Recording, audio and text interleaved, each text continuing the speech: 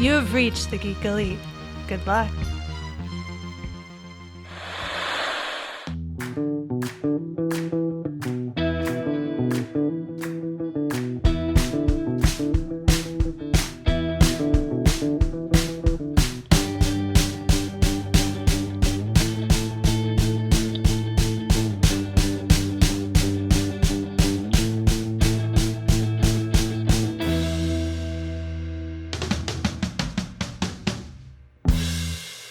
Well, if you're ready, I'm ready. So let's all take that journey into mystery as we travel back to 2000 to talk about X-Men. Yeah.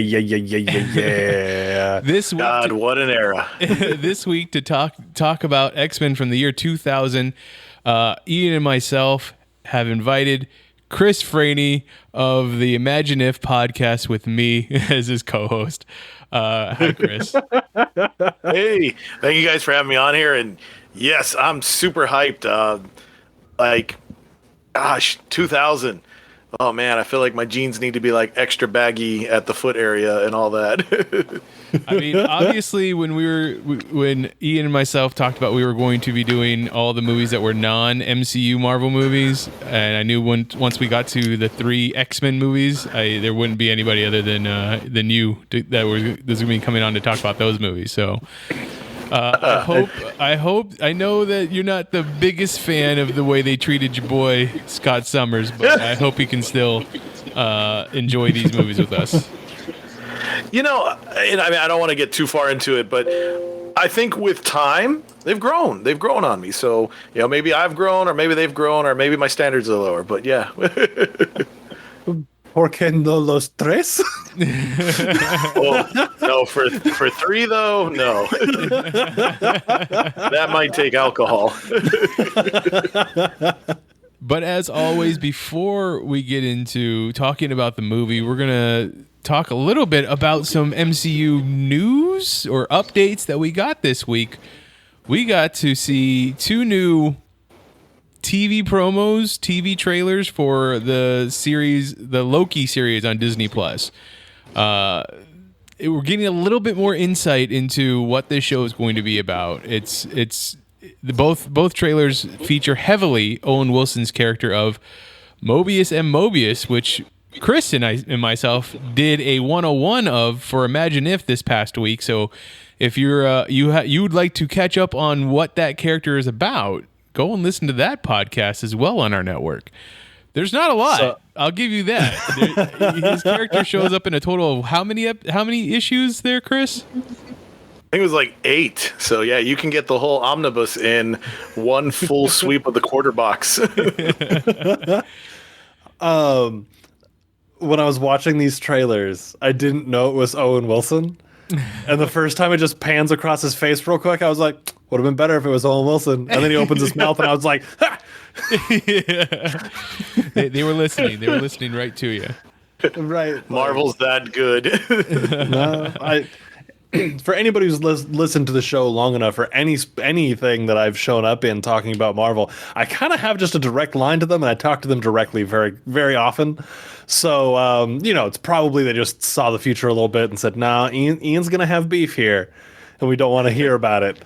So we got to fix it." So, Marvel, I appreciate you. They're often very scared that he's gonna throw hands, or that they are gonna throw hands. So it's a thing that I do. Yes. But let's talk about these trailers. We got to see Miss Minutes, I believe is what the animated clock is called. We got to see Mobius and Mobius. We got to see Mbatha, or Gugu Mbatha. How do you say her name? Dang, I'm sorry.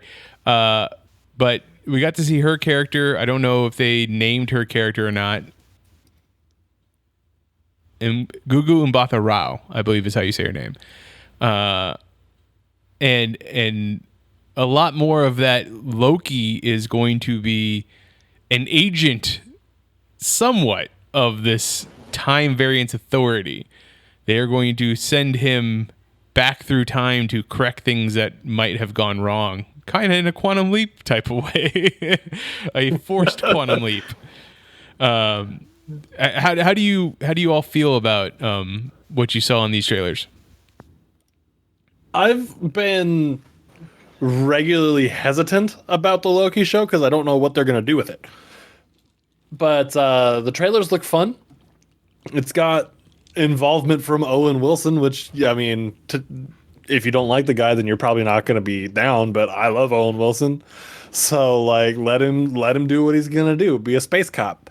I'm still a little hesitant because who knows how it's going to be, but with a track record so far of WandaVision and then Falcon and Winter Soldier, I'm more inclined to be excited.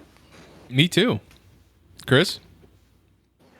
Yeah, like I think the fun stuff about this for me, like it tickles my behind the scenes comic book knowledge. So it's like I'm really hyped that there could be some, you know, like retrospectives on Mark Grunwald. So I'm excited about that. I'm a big Wilson fan. Like I love those guys. So I'm happy to see one is Pat Dugan and now the other is Mobius. And I'm like, oh, this is so cool. Like now, you know, for some reason, if I ever have Thanksgiving with those guys, I can have my own like Marvel versus DC. 'Cause that's what you do at that time of year. And I'm glad that you mentioned the quantum leap effect because now I want a moment where like, you know, Loki's just like, oh boy, I want that, you know. I'm excited too because of the history. Like I love there was the moment, I think we've talked about it in passing, but like the DB Cooper moment. So it's like, all right, cool. Like I'm very curious to see what they're going to take from real history or comic book history and turn it into entertainment. So I'm excited for this. As you mentioned earlier too, Ian, it's like I don't know what they're going to do. So I kind of like I'm shying away because that way when I do watch it, it's like, okay, I have no clue. I didn't do any research, you know. It's like I'm just going to go into this show, you know, totally like unknown, and I'm hyped for that. See, my hesitation here is that I've really enjoyed the MCU Loki, right? I'm worried about him becoming like a time cop. Because I don't want them to do to him what they did to my boy Dick Grayson when they made him a cop. So like, like as long as that doesn't happen, I think we'll be okay. Because you know, Agent Grayson was awful and not my favorite thing in the whole world. So don't Agent Grayson Loki, please. I mean, I feel like this is more of a Suicide Squad kind of thing where they're forcing him to be an agent and it's going to be him constantly trying to escape. And I assume that's what in that DB Cooper moment is him like, well, if I jump out and I call for the Rainbow Bridge, that's me, you know, getting away from the time variance authority, you know, but they'll be like, hey, we control all of time. We can find you anywhere. It's not hard. Like you can't run away from those guys. Yeah, exactly. But I love that you pointed out before we started recording the retroactive canon, I believe is what it's called, something like that. Yes. Yeah, the retroactive canon, aka retcanned. I mean, it's a common comic book thing to retcon something, right? So now we're going to be doing it in TV form, apparently. You think they're going to start retconning certain events in the MCU that we've seen so far, like stuff that doesn't make sense anymore? Like, so the big one from Iron Man 2 to was it Spider-Man Homecoming? Like, we know that little boy is supposed to be Peter Parker in Iron Man 2. The years don't quite add up right. Like, that's the thing that people always talk about. It breaks the MCU timeline. So will Owen Wilson's character send Loki back in time to be like, well, you have to fix this. The timeline's broken at this spot. You have to age up the kid. Yeah. Age up the kid. I'd be down for that. Just like small things like that. Mm-hmm. Or, you know, if they wanted to go through and be like, so remember that whole time that you were fighting those dark elves out in space?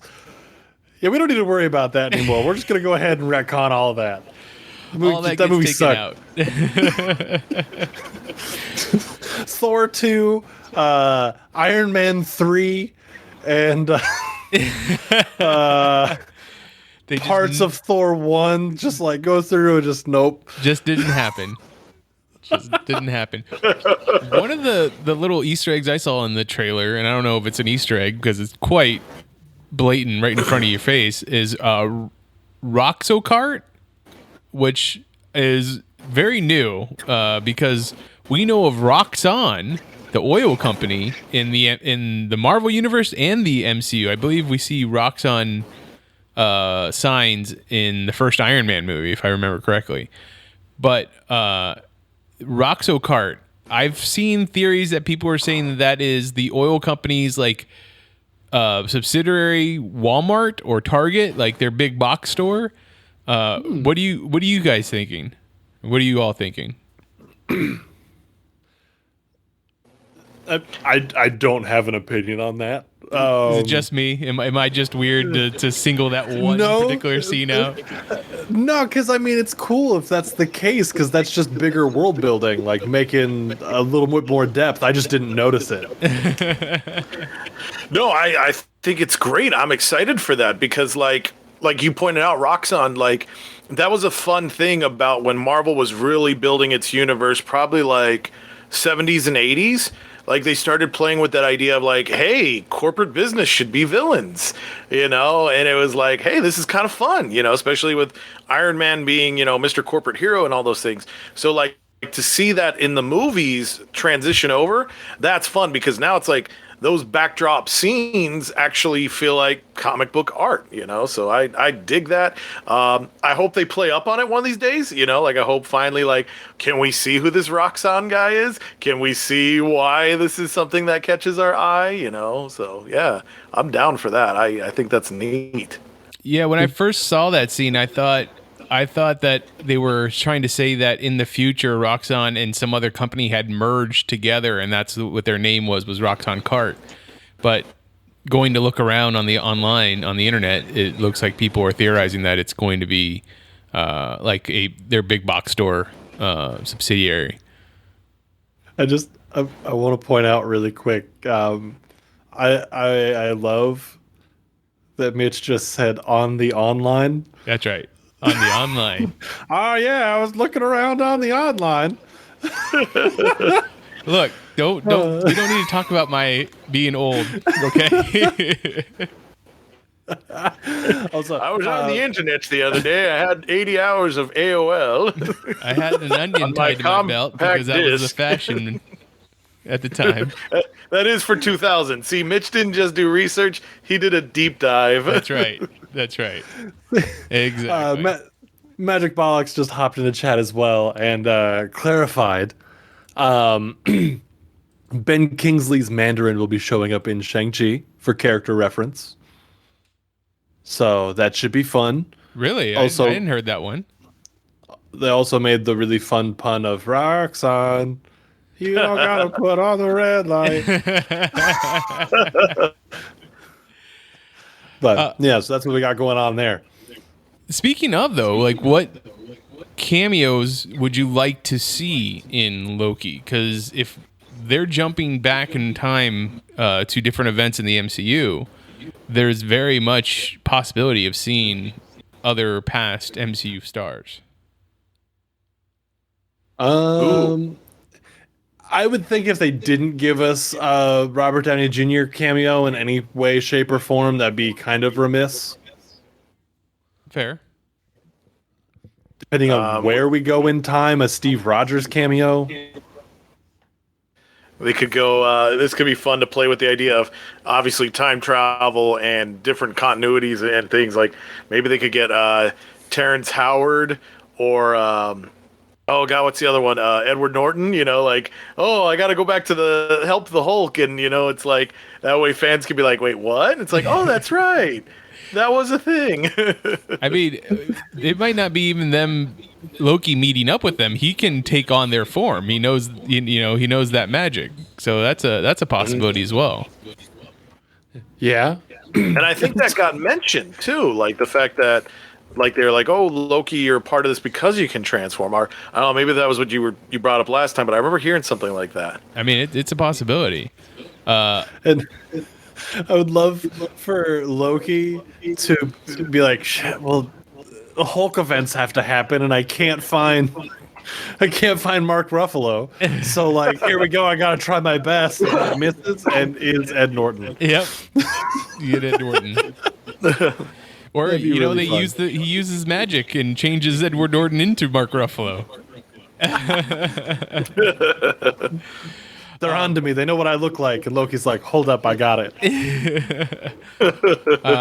I like that he was also like, you're not going to get me to do your work for you. And then all of a sudden he sees that dude, at least in the trailer, he sees that dude like get erased from existence. And he's like, okay, I guess I will join up. And that guy was just like out of line. According to the dialogue, he's like, I'm not going to get back in line. And then he just erases him. Like seemed very petty. Wait, Magic Box, clarify there. Who's Brad Pitt? I mean, the Vanisher was Brad Pitt in the Deadpool movie, Deadpool 2. Oh, that's true. I would also. Oh, I had it. What was it? Oh yeah, let's get really zany with the cameos. I know we've already gotten a cameo from this particular character twice, but if we're going through space and time, then I feel like we're owed a Howard the Duck. I mean, and then you get who was it? Seth Green was the voice of Howard the Duck in the first Guardians of the Galaxy movie.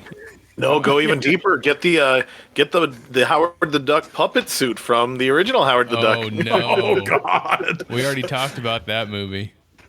never to be resurrected. No, you can keep your duck boobs to yourself. Oh please, yes, please. Oh God, I forgot about that. Magic Bollocks clarified here. He said for Edward Norton, instead of hulking out, he brads out. So that's even more layered joke there with the whole Fight Club reference. Good on you. That'd be really fun. Well played. That took me a second. Oh man. You know, there was one more trailer that came out, and I didn't bring it up to the two of you beforehand, but during, I believe it was the MTV Movie Awards this past Sunday, they released a clip from Black Widow. It's a car chase clip where Black Widow, Scarlett Johansson's character, and the character played by who's supposed to be her younger sister, I forget what her name is at the moment, they are in a car chase. They're being chased by a person on a motorcycle, I believe. I don't know if either two of you got to watch it, but it definitely makes me more excited about this movie. So hopefully we get to see it in July. Oh my God, Mitch. I need to be able to see this in July. For anybody who's new here, we started this podcast with the concept of like, oh, haha, let's see how many we can get through before the next MCU movie comes out. That was a year ago. It was over a year ago. We got through all of the MCU and then some. So if we're gonna go past this again, we're not getting to the 2-year mark. No. If Black Widow doesn't come out this year, don't release it.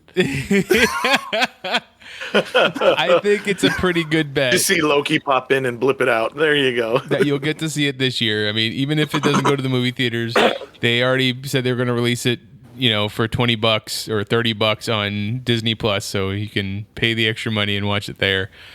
Do you know, since you were in a city that has a Alamo Draft House, do you know are they open back up?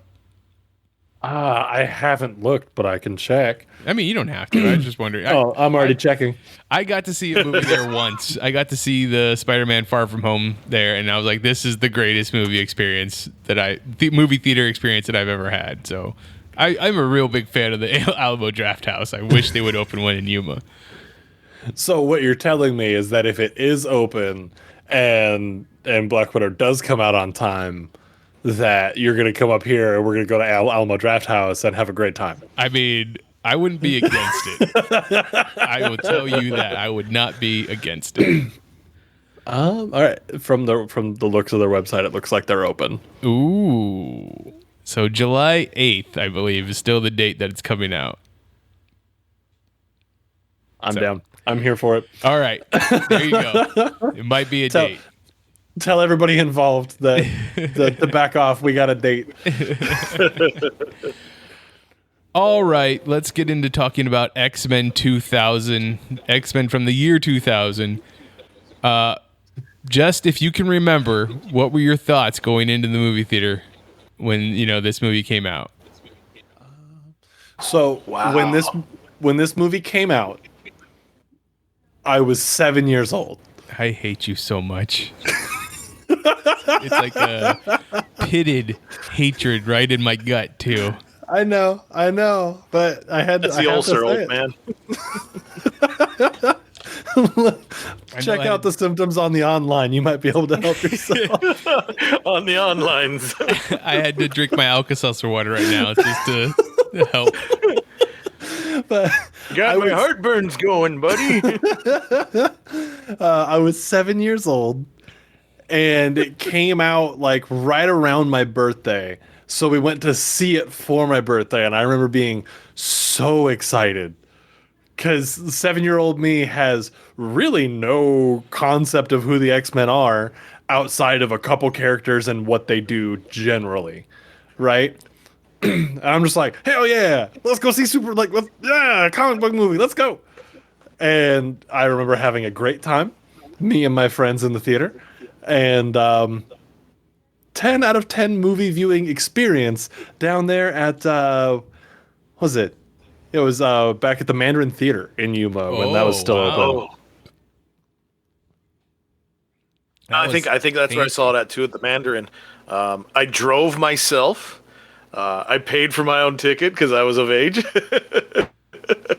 My biggest memory, though, of this, it was my junior year of high school. And that's when the trailer was coming out. It took us 4 days using the school Wi-Fi, or not. The Wi-Fi wasn't a word back then. Sorry, I revealed my time travel. Wi-Fi, yeah.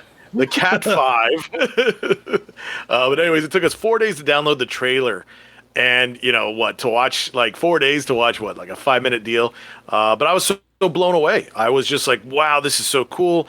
If I can remember correctly from the trailer, I think one of the big moments was when Cyclops blasts, in the train station. And I was like, okay, cool. We're going to see his power. It's going to happen. This is great.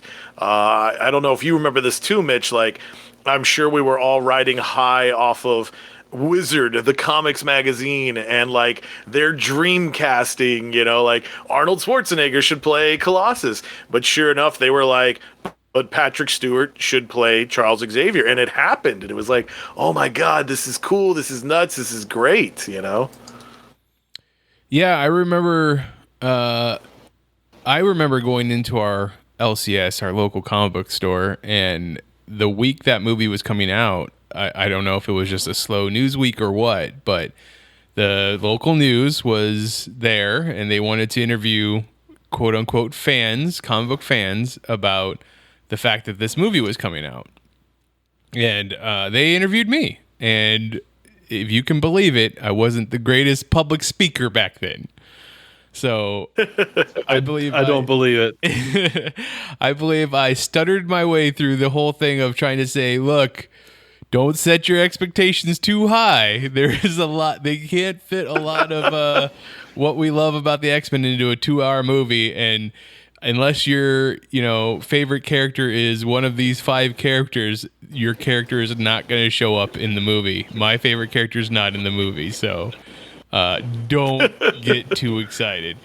I looked on the news later that night. It never showed up. Some other guy interview was up there, and I was like, oh, okay. And thus Movies with Mitch was born. That's right. I said, I will get my due. I will make them listen to my talking about movies. Oh, this guy's a Nightcrawler fan? Let's not air his segment. Wait. There's more Blue Mutants? Mitch, Taskmaster hasn't even been in a movie yet. So I know. It's crazy. It's so crazy. It's getting blows my closer, mind. though. It's getting closer when you get Taskmaster on the big screen. But no, yes, going into this movie, I knew that the team was a little off. Like, it's not the first class team that I would have thought they would have went with. And we're getting this actor who we'd never heard of before to play Wolverine. Like, and he's too tall. I was like, this is weird. Who's this Hugh Jackman guy? Like, Yeah, and then he goes on to be like the perfect Wolverine for years. oh, I mean, he definitely made us love him as Wolverine. It's anybody that tries to follow him as Wolverine now in the MCU it should just not. Like, they have a heavy, large shoes to fill, or should I say, like, wife beater to fill, because he's always wearing a wife beater in those movies. As much as I don't want this to happen, I think the best way to handle that would be to only put him in things that have Deadpool, so that Deadpool could constantly you are shut up. It would be trash. And that's really the only way you could do it and have it work. I don't know if it's my internet or your internet, but I caught every other syllable of that. Like, Yep, looks Yeah, like things I are missed things out. are bad. things are bad. Did you hear? Things are bad. Are we still live, chat? All right, can you guys hear me now? Though I can. I can hear you perfectly now. That's getting a little bit better. Okay, so what I was saying was, anytime you have new Wolverine show up, as much as I hate it, you should only have him really appearing in things that Deadpool is also a part of, Okay. just so Deadpool can constantly poke fun at the fact that he's not Hugh Jackman. Because that is a joke that works on multiple levels, and it's kind of the point of the character, I would think. This is true. This is true. So, Plus, Deadpool Well, should Deadpool should be like constantly giving this person a Hugh Jackman mask. Like, keep putting it on his face. Be like, this is right. here you go. Well, honestly, so an observation I've seen, like, I feel bad for the sophomore actor. You know, it's like, you think about it, Batman. So, like, I mean, yes, I know you could go further back, but it's like, you know, Val Kilmer, I think he was saying, like, they had a day on the set where, oh my gosh, I think it was Warren Buffett came on, and his son was like, oh, it's Batman. And it was like, it didn't matter who was under the mask. So, and then people were still talking Michael Keaton. So he walked away from that. Brandon Routh, you know, it was like, well, you're too much Christopher Reeve, and we can't emulate that. Andrew Garfield. So it's like, even if we look at, we were just teasing him about with Hulk, but Mark Ruffalo. I can't think of his name, but one more time. Mark Ruffalo? No, before him. Edward Fight Norton. Club. Yeah. So it's like, there's another one where he played it the second time, and it's just, it really seems, because you're always going to be held to that romance of the first time you saw the character. You know, like, oh, well, this was the first person. This is who set the bar, whether it's good or not. And you know, I'm not trying to bring down Hugh Jackman's work. He did an amazing job. But at the same time, I know, like you and I, Mitch, we remember when Wolverine was a short little dude, not, you know, tall, good-looking Hugh Jackman. You know, it's like, I think, what was the artwork where they had, like, Danny DeVito should play Wolverine, and this was before it became a meme. This was like a serious thing. Robert De Niro was considered for Wolverine. Like, hey, we want this hairy, rough-looking dude. What was it? Even, I think, Doug Ray Scott, like, I'm not sure if he's a tall dude or not, but so anyway, so I feel bad for whoever has to play Wolverine next, because it's just going to be like, you're not Hugh Jackman. You're not Hugh Jackman. So it's like, I hope they just like whoever the studio is, it's like, okay, realize that you're going to have to make a bomb of a film. So just quickly cast Wolverine So that way, who you wanted to be the next Wolverine can be Wolverine without having that sophomore curse that everybody's had so far. Like, I'll take one for the team. Hell, cast me. I don't mind. I could use some of those Marvel abs. See, and you even if you want it to be fantastic with a new Wolverine, you put him in a movie directed by the same dude that did Thor Ragnarok. I can never remember his name. Taika Waititi. Oh, Yes. yes. So you put him in that, and then you get a great movie with some real funny bits. You can't lose. Yeah, it'd be great. It would be pretty great.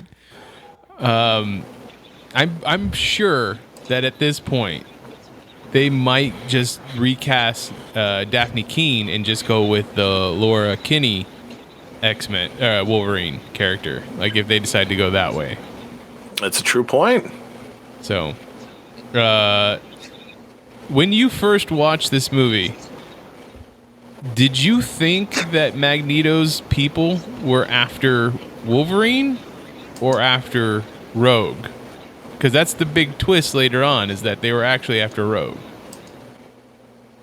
Oh, I fell for it. I thought it was Wolverine because he's main character, So I was like, oh, yeah, there you go.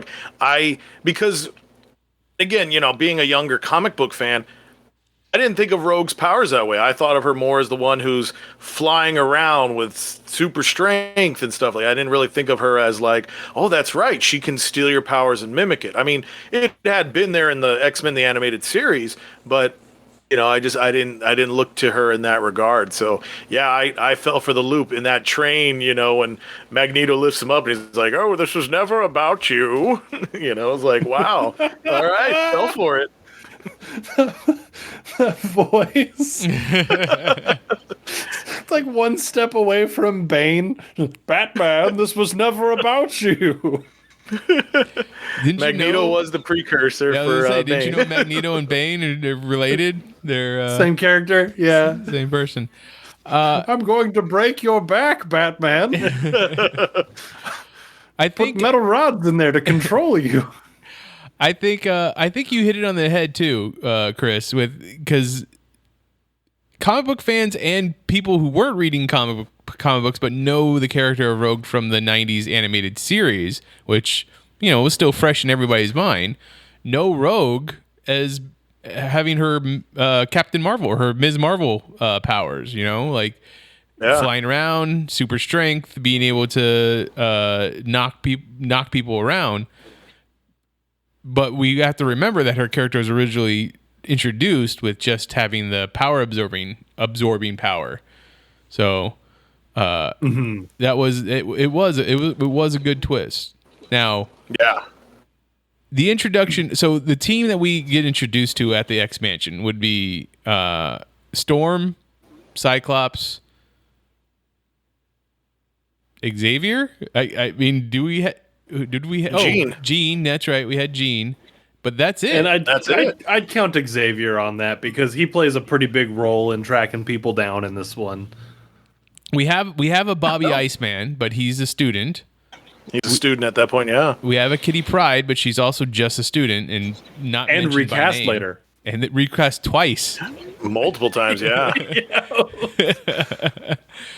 Now, I mean, maybe you could make the argument, I don't know, spoiler, in X-Men 3, we knew Beast had served some time prior to that when he was the driver, but at this point, we didn't know that. And, even as you and I, when we did that watch recently, it was like, oh, yeah, Beast was supposed to be on TV, but they cut that scene. So They did. They cut that scene out.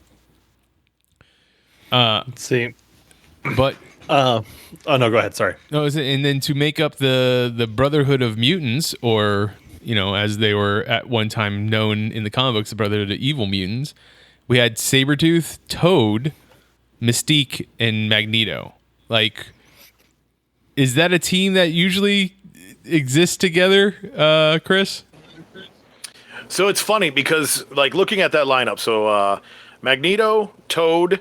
They were the original Brotherhood of Evil Mutants. Sabretooth and Magneto, there's not really much of them working together except like the video games, just because it's like, hey, these are two primo villains. It justifies having Magneto justifies the X-Men, Sabretooth justifies Wolverine, and Mystique kind of led her own freedom fighters, aka her own brotherhood. But to see that exact group, no, not really. I mean, I think maybe if you go back to that the X-Men pilot of the cartoon, what was it, X-Men Pride or something like that, the cartoon that would have been, yeah, there you go, Pride of the X-Men. Like that one, you might have seen those, but that was just because it's like, hey, who's your big colorful villains to use, and that was the team. But in comics, no, we've never seen that four group together. So when I rewatched this, I rewatched it a couple days ago, and I was watching it with my wife, and there were so many times that we were like, that doesn't make sense based on the other movies. And then we when they're at the train station and Charles is trying to get into Magneto's head, but he can't because the helmet. And he's like, I can't read him. It's like, you know he has the helmet. Yeah. Well, it's funny because later on we discover how that thing's built. But yeah, in the movie, it's like that's clearly like, oh, for the audience, this way you didn't know. But yeah, that should have been one of those things where it's like, didn't they build it together? It should be, but. And he stole it off of what's his face in First Class in the movies. Yeah, yep. He ends up stealing it off of Sebastian Shaw. Yeah, I even like too that it's funny that you're mentioning with them working together, because even then it was like, I think Xavier did reference in the movie. He's like, oh well, Eric helped me build this. So it's like, okay, well, you guys, you both know about each other and your funky little headwear, so why didn't you take it, like, why didn't you remember, like, oh, that's right, Eric wears this helmet that blocks him out for me. What did you think of this cast? Like, looking back at it now, these are people that you will go on to see in different things, but at the time, I would say the only probably household name would have been Patrick Stewart. Now, Ian McKellen was a huge stage star already at this point, but I don't think he'd been in a lot of movies. I think he'd been in Apt Pupil, and that's about it. Which was another Bryan Singer movie. Bryan Singer wrote or directed this one. But yeah, he, like we said earlier, Hugh Jackman wasn't in anything. I think James Marsden had been in a few movies. Famke Janssen had recently, before this, was one of the femme fatales for James Bond GoldenEye. Ray Park, we knew his stunt work, but we did not know him as an actor. Rebecca Marine Stamos was like one of the larger names. Rebecca, yeah, and I think she'd only done her modeling work at that point. I don't know if she had done too much acting at that point. Oh, and then Halle Berry. Obviously, Halle Berry was definitely a household name by that point. She had been in a lot of movies in the 90s.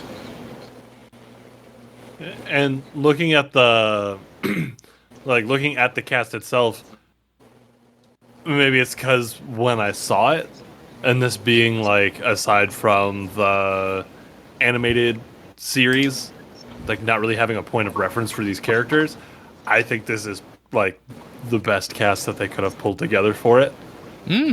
Interesting. Like, and that might be my age showing.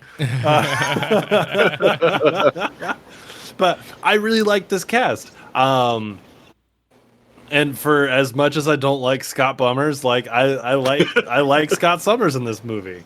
Just because he's just fun. He's the opposite of Wolverine that plays really well.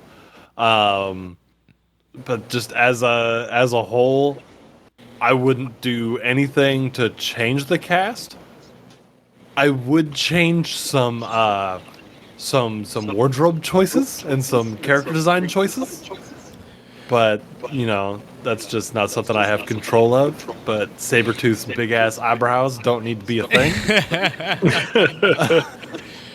Well, it's funny you mentioned the wardrobe.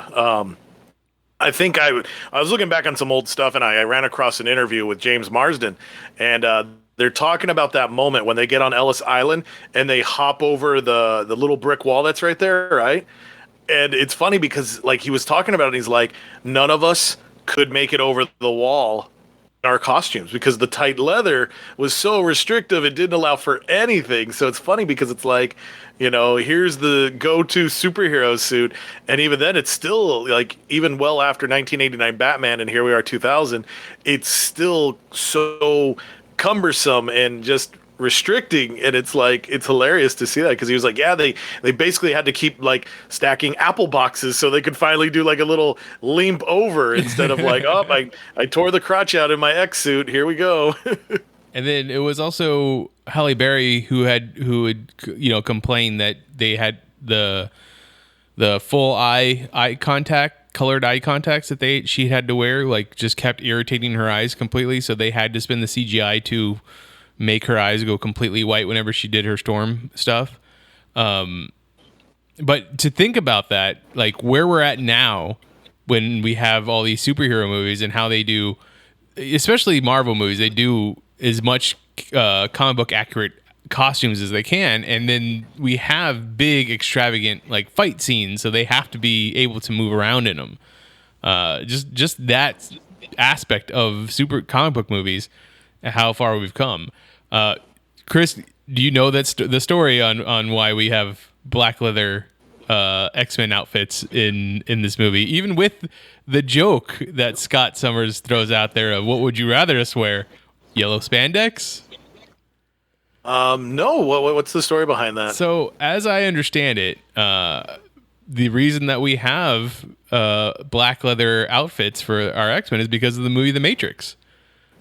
It did so well that the studio, Fox, was like, well, kids aren't going to want to watch a movie with people in big, bright yellow costumes. They want black leather. So thus we get the black leather X-Men, which then transitions into the comic books when we get new X-Men by Grant Morrison, correct?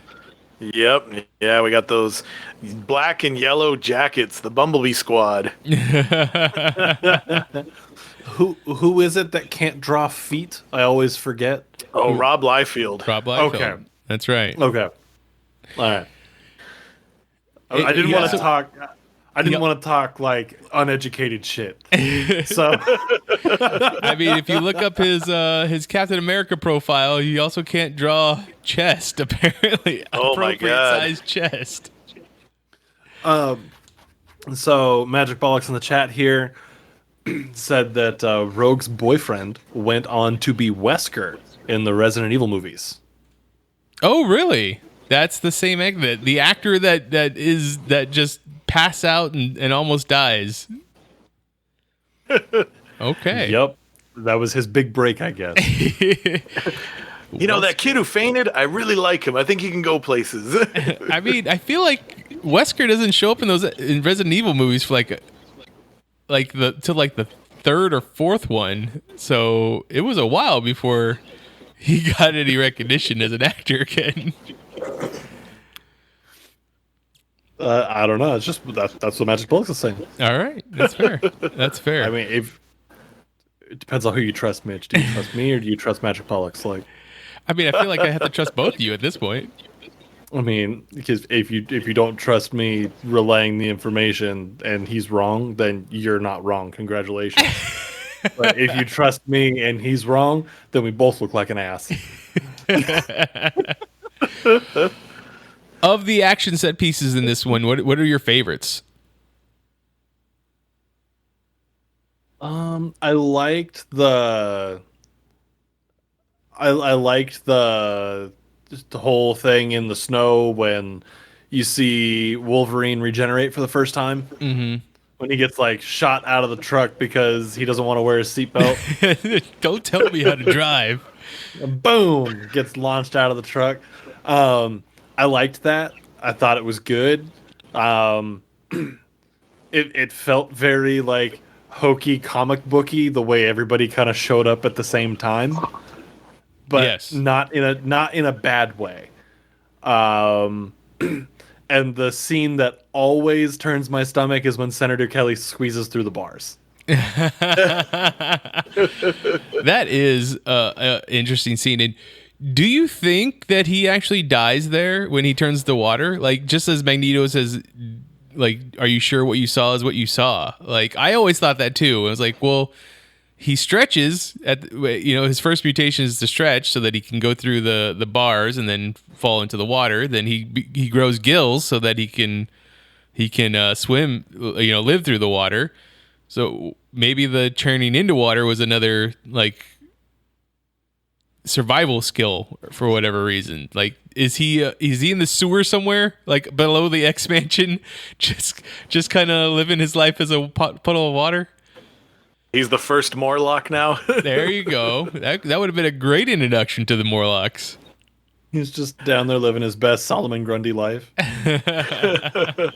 It's funny. I think I always considered him dead until like you and I talked about this movie in the past. Like you're the only person who holds to that, where it's like, or at least that I've met, that is like, no, there's maybe potential that he didn't die. And it's like, I always thought he did. I mean, he squirted out. I mean, part of him's on Halle Berry, on Storm. So it's like, yeah, no. And I mean, I feel sorry for the poor schmuck who had to go in there and clean it up, like, all right, let's mop away the senator, Sure, that's not the first time that's been said.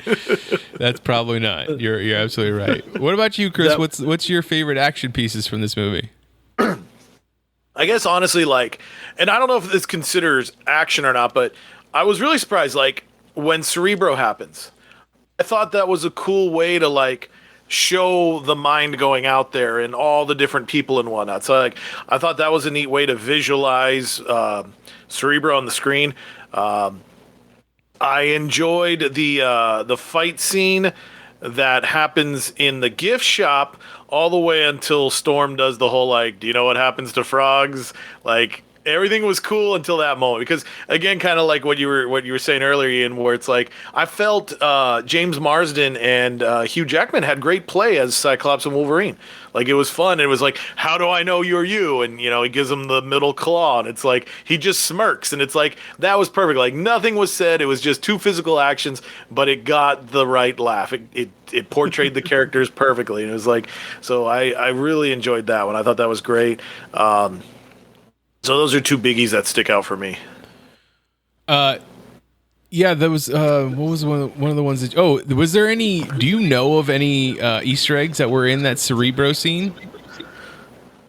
Oh gosh, I always wondered that. I don't think I ever went back and looked at it. I know when we get to X2, when you see the scene where was it Lady Deathstrike is looking at the computer screen and there's a whole list of mutants' names and stuff like that. I know.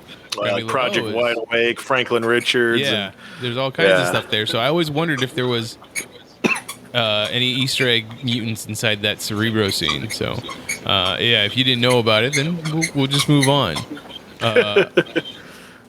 None that I caught. Then again, anytime that scene goes through, I don't pay too much attention, like to who's flying by. Yeah. But this time through, I really enjoyed the amount of like mutant cameos through the students, like unnamed mutant cameos, because you have so many. Even though Bobby was named, but you have like you get Bobby, you get Pyro, you get Jubilee is in there, Kitty Pryde. The kid who runs in the water, Ralph Boner. You got that guy. Do you think that was wasn't there a always teleporter there. too? Like when they were playing basketball? Yeah, it's the basketball scene. Yeah. Do you think that was supposed to be like a hint at Nightcrawler, even though he's not blue? For us, it is. For us that know that, it's because I mean, just missing Bamf in the smoke. But it's like, yeah, how many other people do you see? Jumping around to that point like that. Mm. Unless they're just really fast. Ralph Boner fast. Magic Bollocks brought up the whole the scene where Wolverine's having a nightmare and stabs Rogue. Mm-hmm. That was a cool scene. It's a great scene. It was a great scene. It it wasn't how I was expecting that to go. And every time it gets me, where it's just like, oh, God, she got, like she did. So another, And, oh, go ahead, Chris. I was gonna say, actually, that's true. That's a great showcasing of powers because it's like, we see Wolverine, bust out the claws and just right through her. And so then she's just like, okay, she does her powers. So you see the vein drain, and then like I like the fact that the camera goes back to where she was stabbed, and you see the skin healing right up, and it was like, okay, that's cool. Like, yeah, that's for such a small little scene though. There's a lot of power work going on there. This is another one of my little like weird mind wandered during that scene. Every time I watch that scene, I always think she has the weirdest like pajama clothes on. Like it has a weird like hole right in the middle of it. And I don't know if that's supposed to be a hole that comes from his claws going through the back of her outfit, or if it's like, cause you see it earlier too, when she's just lying in bed, there's like a weird hole in her shoulder like area. So I'm like, how does that outfit look? It's just strange to me. And every time I watch the movie, I was like, I want to know how that outfit actually looks. No, you're right on that. Like, I feel like that was just costuming. It was like, hey, CGI says they can't go through this. Any thoughts? Yeah, we'll just put a hole back there. That's cool because it's such like a weird like, mini sleep coat. But then there's this ginormous hole in the back, which is right in the area where she gets stabbed. So it's like, well, so yeah, I feel like it was just like, hey, let's force costuming to make something to happen that we're going to need. It doesn't feel like it was like actual design. Yeah. So I think my favorite story point in this movie is how Mystique ends up at the school just to kind of like Mean Girls Rogue into leaving. She does. She totally does. Yeah. Like it's. Do you ever wonder, does Mystique have like a low level telepath ability as well as her shape-shifting ability? Like, do you think that's how she knows how to copy someone's eye pattern? Like how she does, like how it has to scan her eye to get into Cerebro as she looks like Xavier? No, I feel like that was just a forced plot point because during the fight scene when she mimics Wolverine's claws, should they be able to stab? And then even when he chops them off, like, shouldn't when she reform not have a couple of fingers? It's like she should be missing a finger, or she should be missing like maybe an inch of height or something. Like, something should definitely be gone. Yeah, so I feel like it's one of those things. Like, it always takes me back to, I feel that was the same problem X-Men the Animated Series had in the first episode, I think it's the first episode with Morph. So when they break into the compound at the end of the episode to start messing with the files, and Morph turns into a guard, and he's able to take out a gun. And it's like, that part of your leg? Like, how did you, like, morph and create a weapon? Like, did you just thigh blast this dude? Like, what? How? And it's like these powers went a bit too far. And I mean, and I guess I shouldn't stretch it too. I mean, we've seen the characters make clothes, so it's like, I guess it's not too far out of the realm, but it's one of those things where it's like, I guess my disbelief can only suspend so far. But yeah, I felt like those were little inaccuracies where it's like, all right, she made an eye, okay, but I don't know if it goes anything beyond that. But like, they did give Mystique quite a bit of enhancement in the film just to progress the situations. Especially with the whole thing in the Statue of Liberty where she's shifted into being a Statue of Liberty, like a little collectible one. Yeah. It's like, I didn't know she could do that. I thought it had to be like living things, like a person. No, it's like, I've never seen her do an inanimate object either. So I guess since the Statue of Liberty is humanoid, she just has to stay completely still. The best infiltration move is then to just become a stapler. Do you think in the comic books, because she, historically, she wears that white dress outfit. Is it made from unstable molecules and it changes form for her? Yeah, that would be the smartest explanation of the situation because it's the same thing because it's like, what if she puts on a pair of jeans and she transforms into something, then how are the genes transforming? Like they don't have that property. Now maybe there's like hey, Grant Morrison comes along, secondary mutation, here we go, where it's like, okay, well then if I touch things, they can morph. And then it's like, well, in that case, go into battle with a tennis racket and then it can turn into the gun on your hip, I don't know. But stuff like that where it's just, it goes a bit too far sometimes. But yeah, unstable molecules, best invention ever for a lot of explanation. Hulk pants, unstable molecules. So my favorite... Right now, oh, sorry, go ahead. Like right now, chat is kind of tearing into it a little bit. Rot 48 said bad continuity. That's just all they said. And Magic Bollocks is like, hey, even the T-1000 is more logically thought out than this. I mean, that's true. That's fair.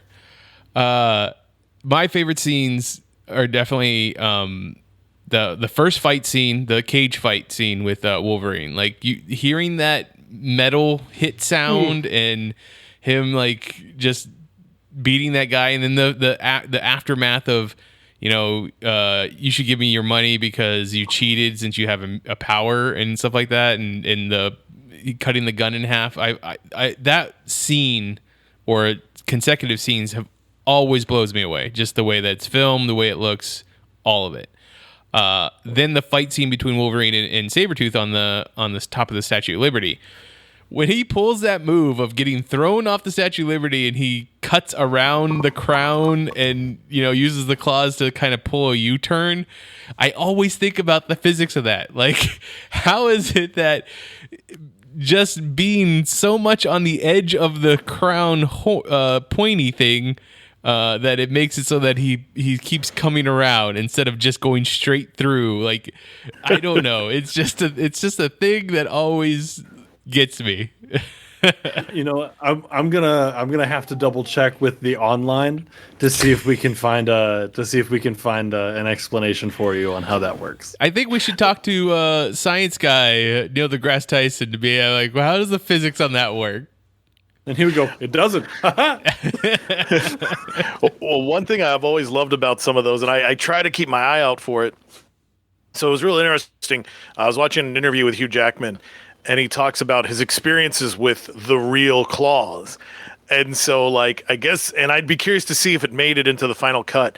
So, like, scenes where he's getting thrown around and things like that, like in the Statue of Liberty, he didn't, like, so let's see how I can figure out how to say this. He didn't pack himself properly. So his lower bits were not in the harness correctly. So when he's getting maneuvered around, he's getting, just pulled and squished the wrong way. So it's funny to look. Like, I want to see his facial expressions. Like, is he like, oh God, like my boys, and then even there's another scene too. I think it's the one once he frees himself from the statue and he pops the claws and throws his arms out. He didn't realize these claws, and they cut so well that he winds up chopping his leg. Oh. Like, he really rips himself open. And he's like, yeah, after we did a scene, I went to the trailer and I was taking off the costume, and there's all this, like, it was all just sticky and whatnot. And he's like, oh man, it's blood. Like, he cut himself open in one of his legs and I think the thigh area with those claws. So it's like, that's nuts. So it would be interesting to see, like, just kind of focus on his face from the Statue of Liberty forward. Like, okay, where does the Hugh Jackman pain begin? Okay, so chat can join in on this one, or the next two. We got our two segments that we love to end the show with. What would you like to see in this movie that in the future MCU, and what are the action figure game set or toy sets that you would want to see come from this movie? Now, I'm sure, Chris also being a expert on the toy front, that we got a lot of toys from this movie. What didn't we get that you would love to have seen? What was that? What didn't we get? Correct. Or what did we get? What did we not what didn't get? we get? God. Well, let's see. This is the era of Toy Biz toys from Marvel. So they did a wave. They did a complete wave of all the X-Men characters, and of course we got 2 Wolverines, costume and wife beater. They were they were horrible figures. The articulation back then was just horrible. Luckily, when X-Men 2 came along, we got better articulation. Like the figures were a lot better. So I mean, if we're talking about what came out for the movie in that time, I think they did it just right. You know, they had the tie-in comic book. They had a wave of action figures, and like I said, everybody got a figure. Yeah, none of the characters got missed. I can't remember. Maybe I forget, but I think Senator Kelly got a figure somehow. He either got a figure, or I think he was like a gooey accessory to mimic his new mutant ability. But like, everybody got made into an action figure. I think MTV did a segment where they were like talking with all of them. It's like, oh, here's you and your toy. What do you guys think? You know, and of course they're being kind, like, oh, this is so great. It's like, no, these things are garbage. Like, ugh, just horrible. Like, there had been figures before that were better. So I just don't know what happened there. But that was before the era of like the real good McFarlane toys, or like the Play Arts Kai figures, or anything that's just like super detailed and like good to go. But no, they were garbage. I had a couple, and they were Happy Meal toys. Honestly, they were like Happy Meal toys that sold. And it's interesting keeping on with the toys, if you don't mind. So Marvel Legends, so the premier Marvel toy line, featured by now Hasbro, they actually went back and revisited this movie. We got a new Mystique, an Ian McKellen Magneto, Xavier, Patrick Stewart style.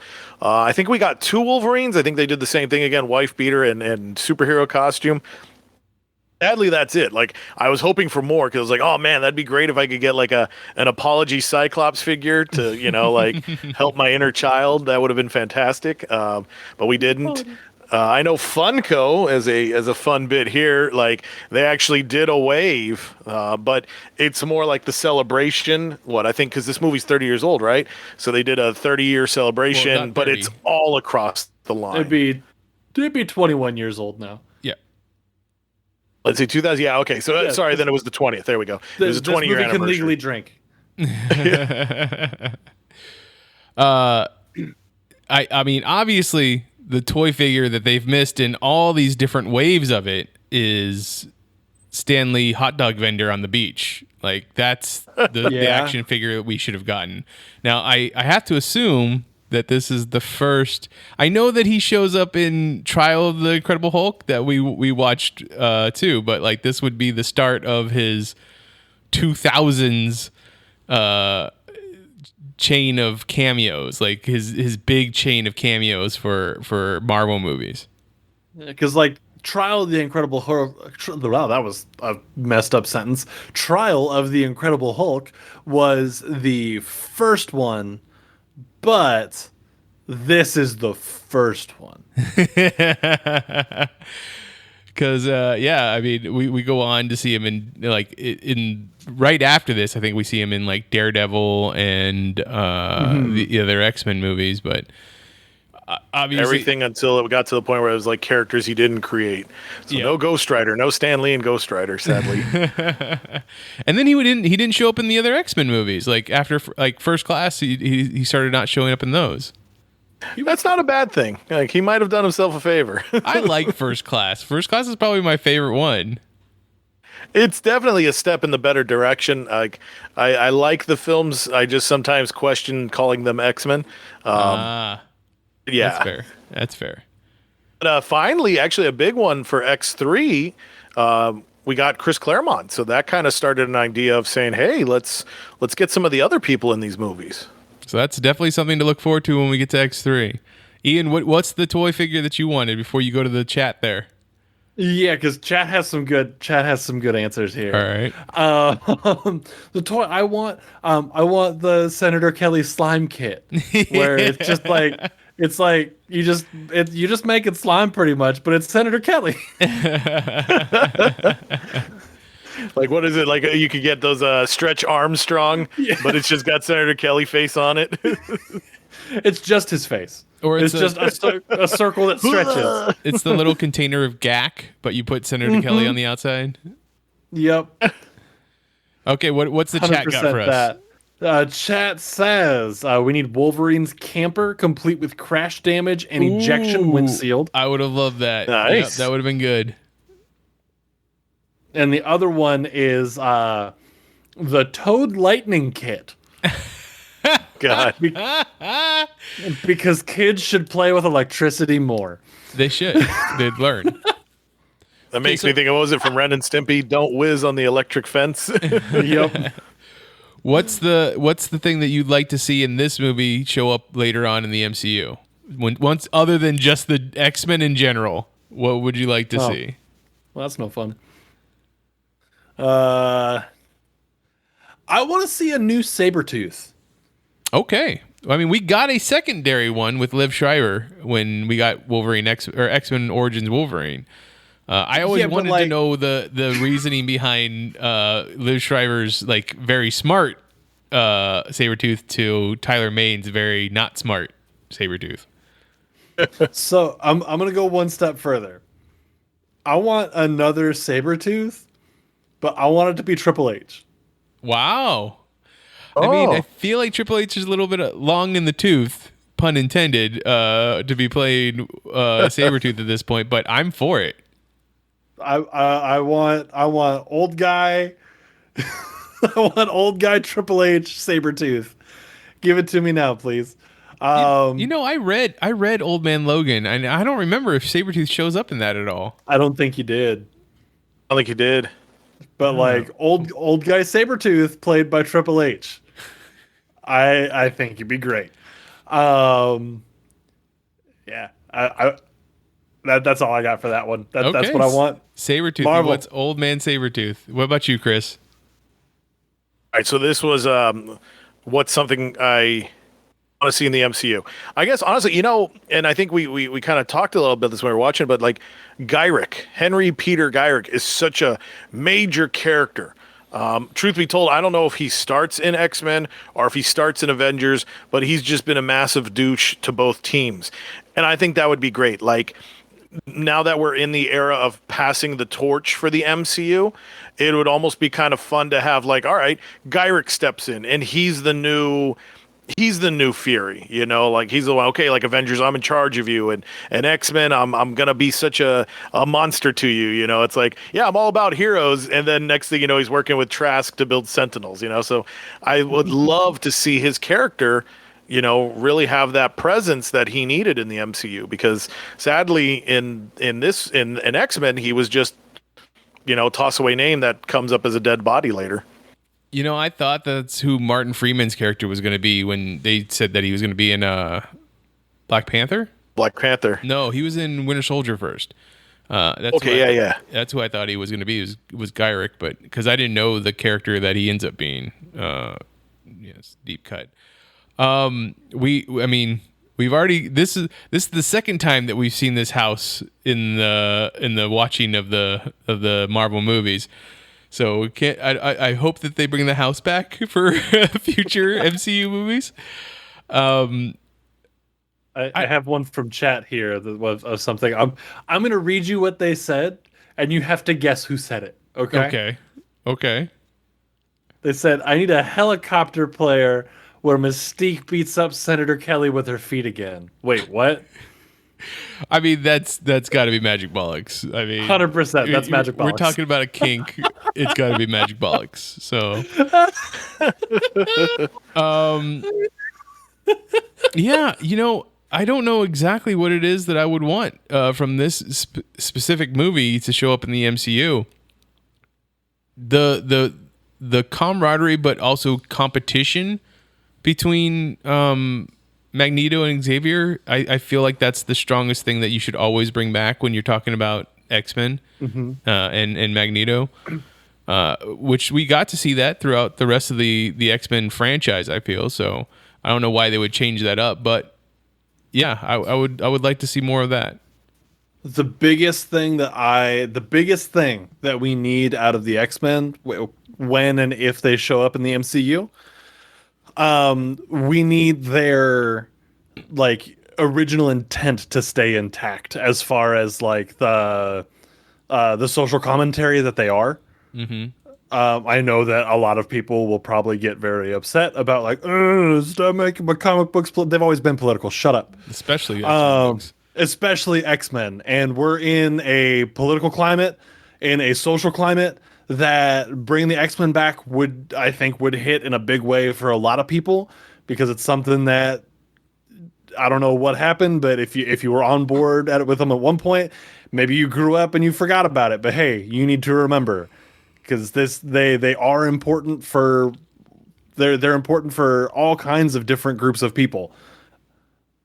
Yeah, like we were watching it and my wife said, "Wow, you could put in like any group of people."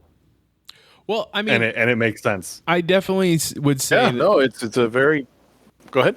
Oh, I was just gonna say, yeah. As the way I understood it is that when originally created, 60s or 70s, Chris. 60s. They were 1963. Very much a analog for race and stuff like that. But these movies that Bryan Singer, no.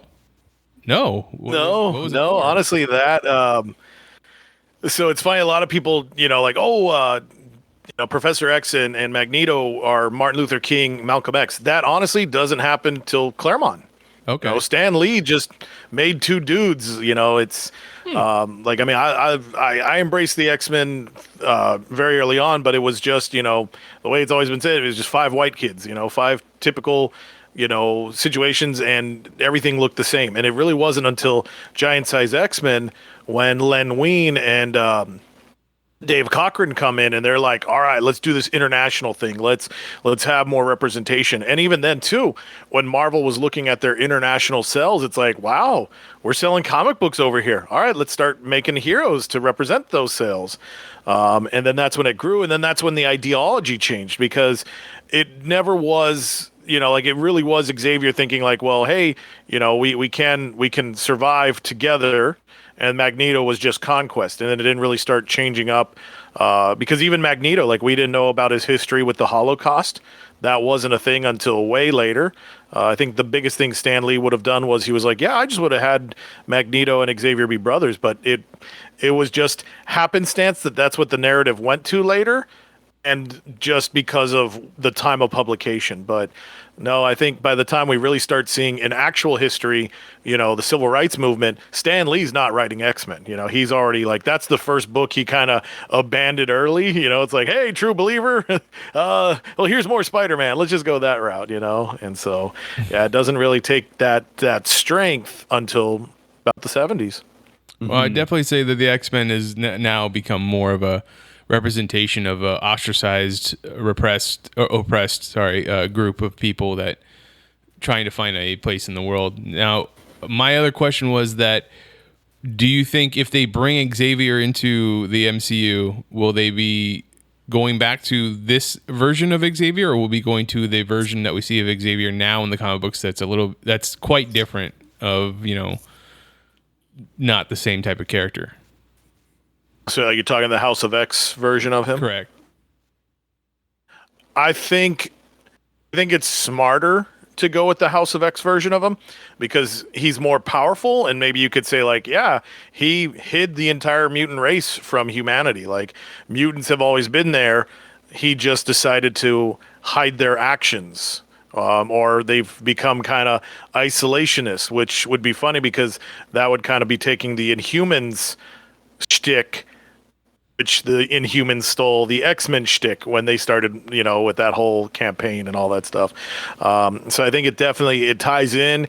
It's a lot easier for the new fan to come into a comic book store and be like, oh, this is what Xavier looks like. We've seen the other iteration, so why not play with the new one? And that way it's easier to market and, cross-culminate with sales.